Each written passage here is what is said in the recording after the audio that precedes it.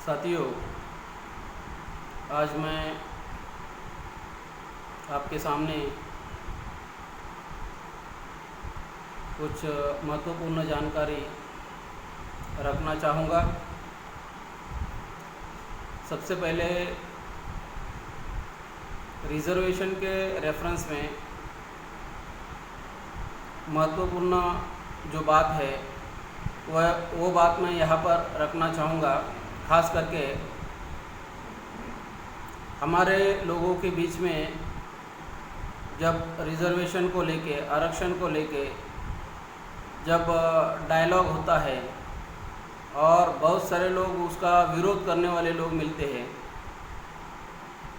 तो उनके रेफरेंस में, उस रेफरेंस में खापर्डे साहब का एक महत्वपूर्ण पहलू मैं यहाँ पर आपके सामने रखना चाहूँगा। तो पहलू ये है कि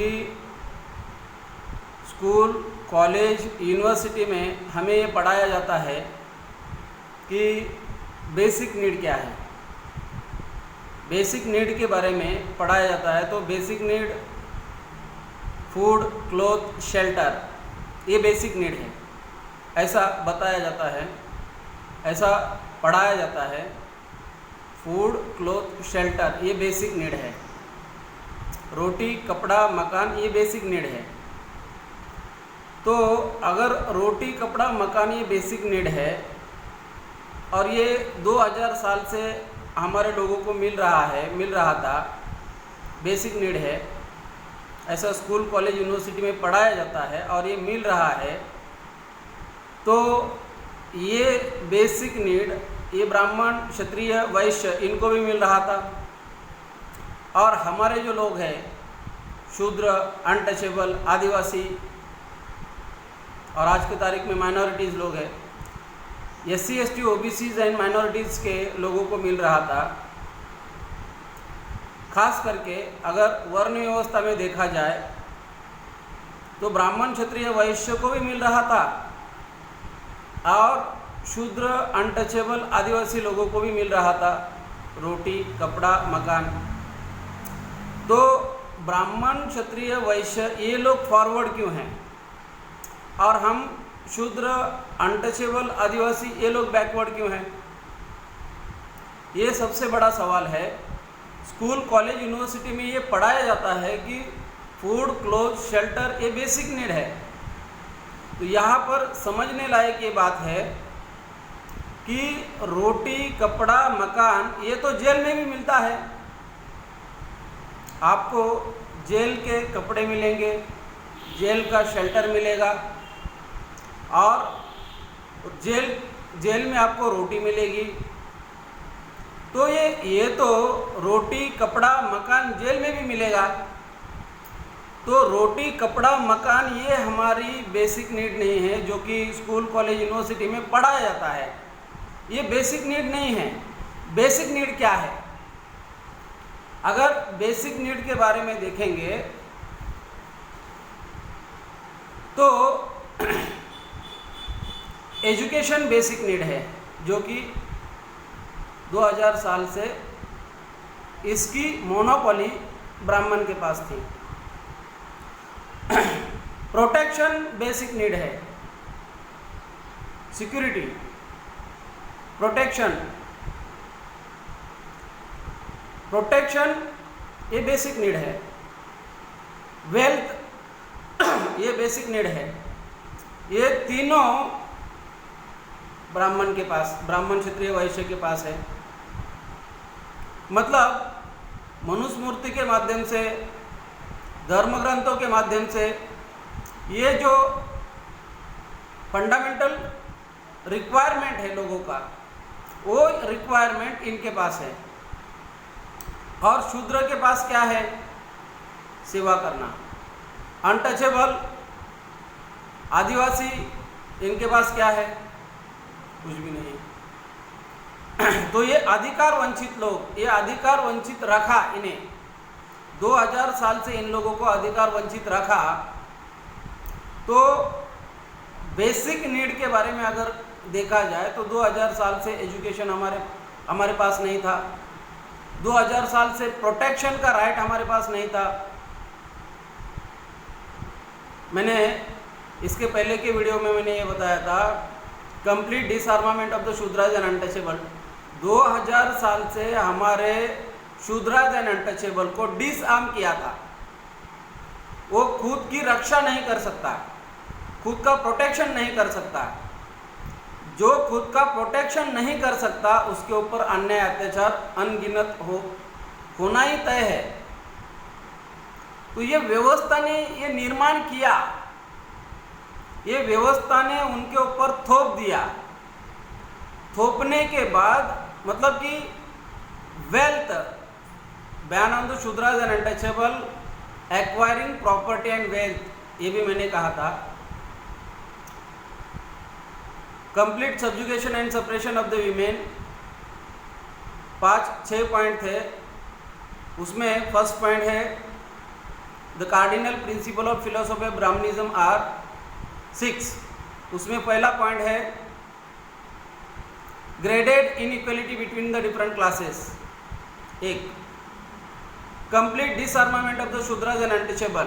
2, complete prohibition of the education of the Shudras and untouchable, education लेना पाबंदी किया 2000 साल से। Complete prohibition of the education of the Shudras and untouchable, ban on the Shudras and untouchable occupying places of power and authority, power and authority के places ban किए। Ban on the Shudras and untouchable acquiring property and wealth, complete subjugation and suppression of the women. तो ये 2000 साल में हमारे लोगों को हक और अधिकार से वंचित रखा। इसलिए 2000 साल से इन्होंने हमारे लोगों को वंचित रखा। इसलिए ये बेसिक नीड जो है, ये बेसिक नीड ये है, ये बेसिक नीड है जो कि रोटी कपड़ा मकान, ये बेसिक नीड नहीं है। रोटी कपड़ा मकान ये तो जेल में भी मिलता है। बेसिक नीड, हालांकि बेसिक नीड ये है एजुकेशन, प्रोटेक्शन, वेल्थ, ये बेसिक नीड है। अगर हम इसके लिए संघर्ष करते हैं, 1950 के बाद जो हमारे महापुरुषों के अथक परिश्रम से, स्ट्रगल से, आंदोलन से ये सारा हमारे लोगों को अवेलेबल हुआ, अपॉर्चुनिटी मिला। अपॉर्चुनिटी मिलने के बाद हमारे लोगों को ये अवसर मिला, मिलने के बाद हमारे लोगों को ये प्राप्त होने लगा। और आज जो उसका रिजल्ट हमें दिखाई दे रहा है, 2000 साल हमारे पास वो नहीं था। 2000 साल हमारे पास एजुकेशन नहीं था। 2000 साल हमारे पास प्रोटेक्शन का राइट नहीं था। 2000 साल हमारे पास प्रॉपर्टी एंड वेल्थ नहीं था। इसलिए ये लोग फॉरवर्ड है, हम लोग बैकवर्ड हैं। अभी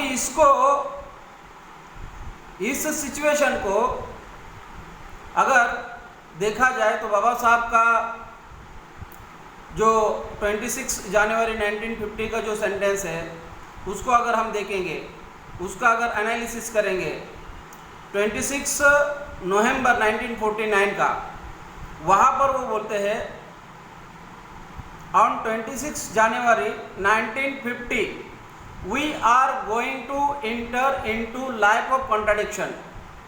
अगर केवल इसके एक सेंटेंस को अगर हम सोचेंगे, थोड़ी देर के लिए केवल इसको सोचेंगे, लाइफ ऑफ कॉन्ट्राडिक्शन, एक लाइफ है मनुस्मृति का लाइफ, 1950 के पहले का लाइफ मनुस्मृति का लाइफ है। 1950 के पहले का 2000 साल जो है वो मनुस्मृति का लाइफ है। और 1950 के बाद का लाइफ जो है, आज 1950 के बाद 1950 से 2000 तक 50 साल हो गए। आज 2020 चल रहा है, 50 साल प्लस 20, तो ये 70 साल हो गए हैं। ये दोनों लाइफ अपोजिट है, एग्जैक्ट अपोजिट है। Contradiction, on 26 January 1950 we are going to enter into life of contradiction। ये लाइफ, दोनों लाइफ विसंगत लाइफ है। एक लाइफ मनुस्मृति का है, एक लाइफ संविधान का लाइफ है, कॉन्स्टिट्यूशन का लाइफ है। तो ये दोनों लाइफ एग्जैक्ट अपोजिट लाइफ है। इस लाइफ मनुस्मृति के लाइफ में केवल कुछ वर्गों को, कुछ वर्ग को, इसका मतलब ब्राह्मण, क्षत्रिय, वैश्य को ही अधिकार थे और बाकी सारे लोगों को अधिकार वंचित रखा था। इसलिए यही इतने सेंटेंस को अगर हम एनालिसिस करेंगे, on 26 January 1950 we are going to enter into life of contradiction. Politically we will be equal, politics में हम लोग इक्वल रहेंगे। One man one vote, one vote one value. Politically we will be equal, but socially and economically we will be unequal. इसे हमें खत्म करना होगा। इसलिए आज के तारीख में जो हमारे ऊपर अन्याय अत्याचार हो रहा है, जैसे प्रेसिडेंट ऑफ इंडिया को एंट्री नहीं मिल रही है, temple entry. President of India का अपमान हो रहा है, तो उससे बड़ा आदमी कौन हो सकता है? अगर ये सिस्टम का असर कोविंद, राष्ट्रपति कोविंद, इनको पुरी में ब्राह्मणों ने एंट्री नहीं दी, तो इसका असर कैसे होता है? इस रेफरेंस में मैं और एक बात यहाँ पर, एनिलेशन ऑफ कास्ट की बात यहाँ पर मैं रखना चाहूँगा। बात यह है, U turn in any direction,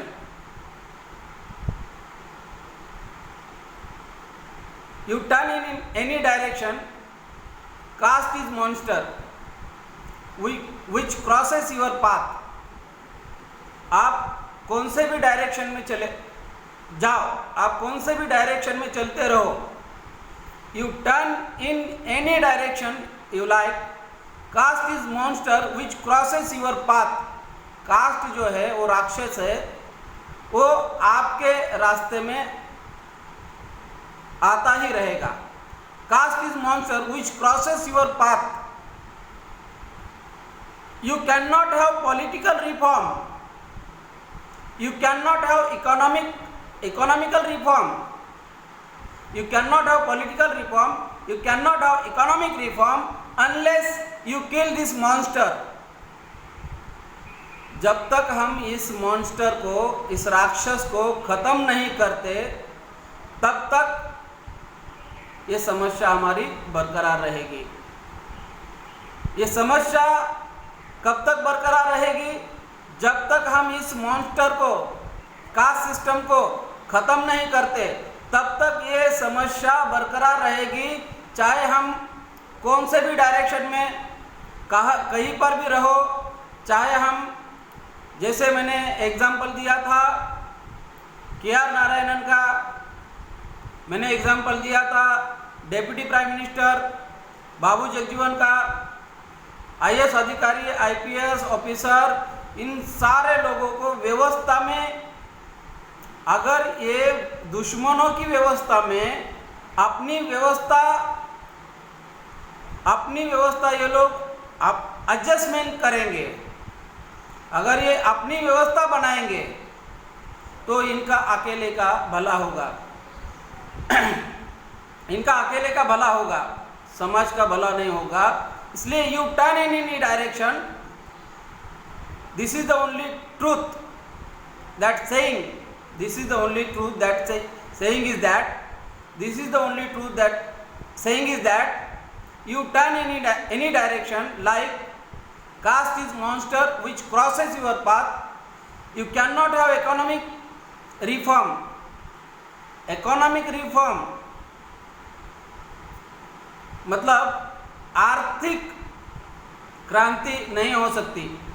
you can not have economic reform, you can not have political reform, राजकीय रिफॉर्म, राजकीय क्रांति नहीं हो सकती unless you kill this monster. जब तक आप इस जाति के राक्षस को जब तक आप ख़त्म नहीं करते, तब तक ये व्यवस्था, आप तब तक सफरर रहोगे, तब तक आप विक्टिम रहोगे, तब तक आपके ऊपर अन्याय होता रहेगा, तब तक आपके ऊपर अत्याचार होता रहेगा। ये सिस्टम को हमें समझना होगा। इस सिस्टम को ख़त्म करने के लिए हमें पहल करनी होगी। आज के इस मौके पर मैं इतनी ही बात यहाँ पर कहना चाहूँगा। धन्यवाद। जय मूल निवासी।